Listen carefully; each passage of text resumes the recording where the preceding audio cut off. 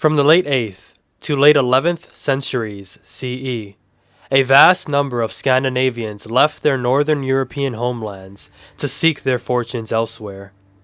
By using finely crafted longboats, these seafaring pioneers, known collectively as Vikings, raided and traded across wide areas of Europe and explored westward to Iceland, Greenland, and Vinland.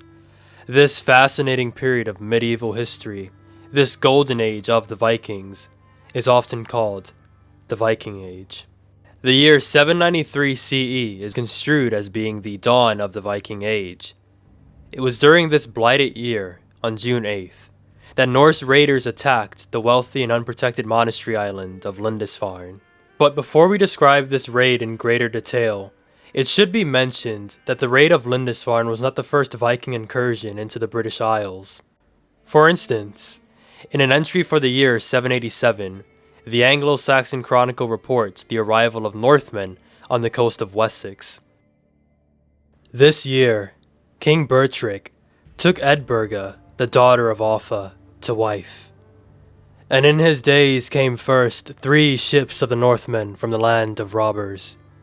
The reeve then rode thereto, and would drive them to the king's town, for he knew not what they were. And there was he slain.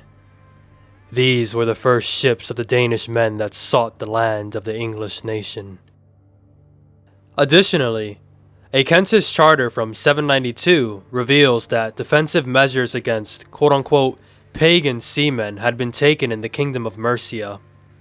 So although these early accounts do exist, the attack on Lindisfarne in 793 was the true catalyst of the Viking Age because it was the first recorded Viking raid and sacking of a European settlement, and its importance is signaled by the strange incidents that accompany it in the historical record. The events of the year are described thus in the Anglo-Saxon Chronicle.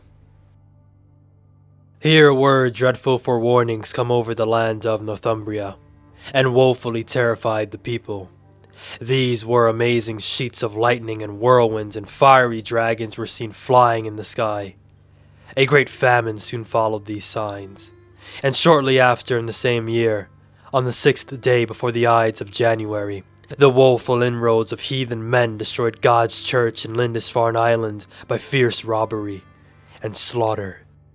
The assault on the Lindisfarne monastery was a sudden, swift, and violent affair. The event is elaborated on in a number of medieval sources, such as the 12th century chronicle Historia Regum, or History of Kings, commonly attributed to Simeon of Durham. The author states that the pagan invaders, quote, laid everything waste with grievous plundering, trampled the holy places with polluted steps, dug up the altars and seized all the treasures of the holy church. End quote. He continues to describe how they dragged many of the brothers of the monastery away in fetters and brutally drowned others in the sea. However, since this written account was produced nearly 4 centuries subsequent to the raid of Lindisfarne itself, its legitimacy is dubious at best. This description may have simply been a form of propaganda, designed to portray the pagan Northmen as being as savage and quote-unquote un-Christian as possible.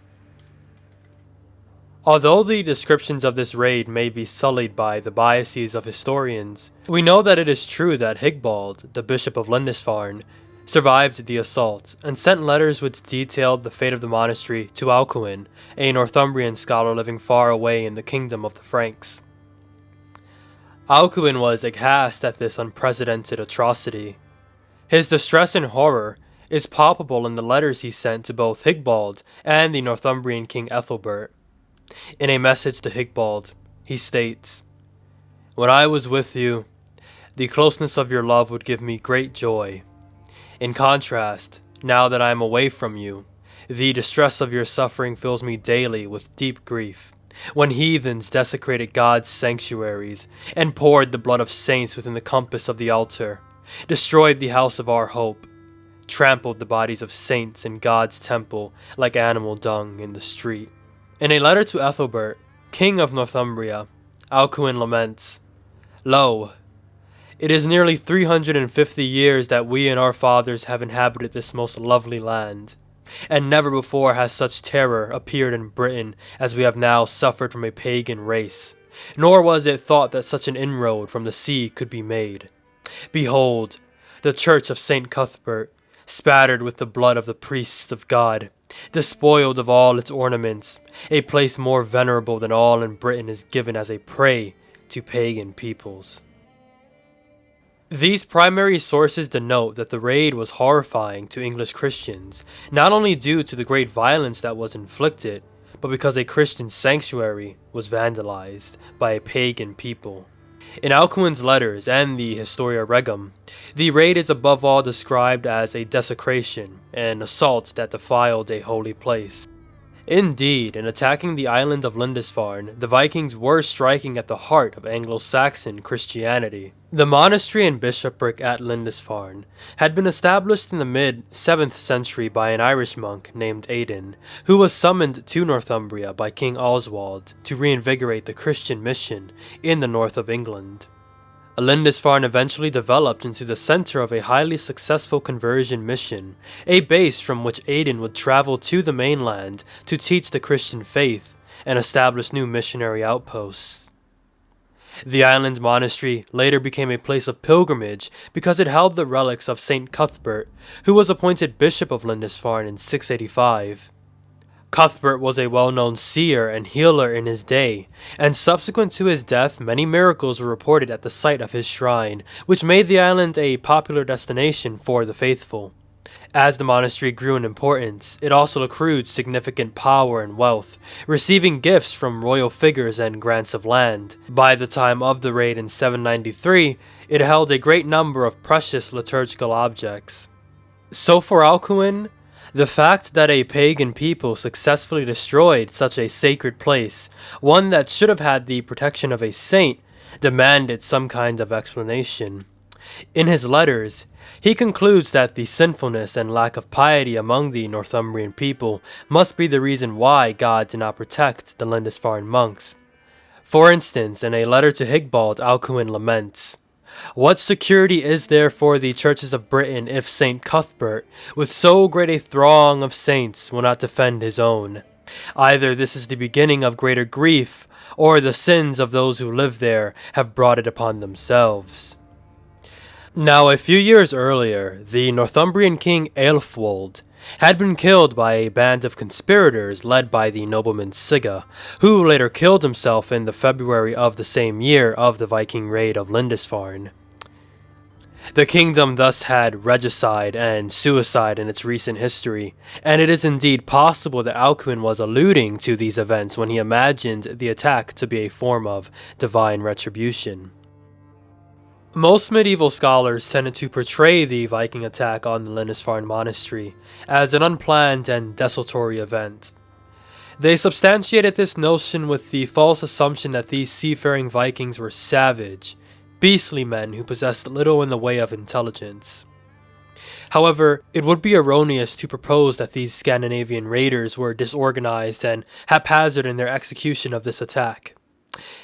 For instance, it is highly unlikely that the Vikings just sort of serendipitously stumbled upon Lindisfarne Island during some sort of directionless voyage through the North Sea. As mentioned previously, the Lindisfarne monastery was incredibly renowned and wealthy during the 8th century, and surely the Vikings would have been aware of this. See, contrary to popular opinion, Norway, the region in which these 8th century Vikings derived from, was not an insular place. Norwegians had been trading with the inhabitants of the British Isles since the late Bronze Age. News would have traveled between Britain and Scandinavia via these trade networks, and surely some well-informed Scandinavian tradesman told his Viking buddies back in Norway of the unprotected and rich monastery on Lindisfarne that some imprudent Northumbrian told him all about. In essence, the Vikings undoubtedly knew of Lindisfarne, and it is reasonable to assume that their raid of its monastery was a well-organized endeavor which was backed by excellent navigational skills and preceded by months of laborious planning.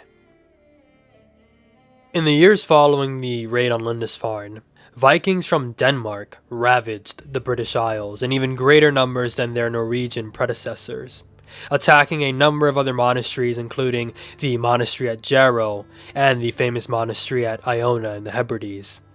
By the mid-9th century, large coalitions of Danish Vikings had subjugated a plethora of English kingdoms, like Northumbria and East Anglia, for instance. Scandinavian armies also spread out across the European continent, from Francia to Russia, raiding and looking for new settlements. The Viking Age in Europe wouldn't reach its end until the mid-11th century CE. However, these seafaring pioneers live on in the texts of history, and they continue to fascinate the modern world.